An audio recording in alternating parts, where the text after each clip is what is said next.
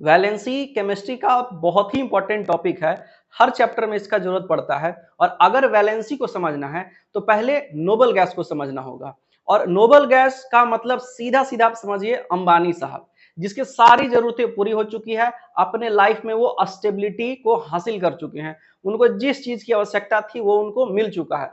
अथाह पैसा जो चाहे वो सब कुछ है उनके पास। वैसे ही केमिस्ट्री में ऐसे एलिमेंट जिसकी सारी जरूरतें पूरी हो जाती हैं और वो अस्टेबल हो जाते हैं, उनको नोबल गैस कहते हैं। और यहाँ पे अस्टेबल होने का मतलब है कि जितने इलेक्ट्रॉन्स की आवश्यकता है उतने इलेक्ट्रॉन्स आपके पास पूरे पूरे तरीके से मौजूद हैं आपके सेल में। तो अगर हम लोग बात करें सोडियम का, तो सोडियम का एटॉमिक नंबर है 11 और इसका वैलेंस इलेक्ट्रॉनिक कॉन्फ़िगरेशन होता है 2, 8 और 1।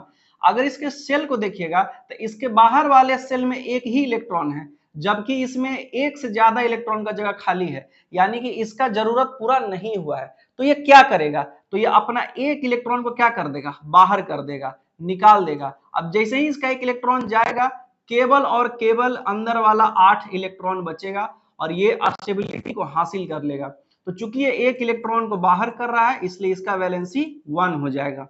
वैसे अगर हम लोग मैग्नीशियम का बात करेंगे तो इसके स्ट्रक्चर को अगर देखें तो बाहर में इसका 2 इलेक्ट्रॉन है।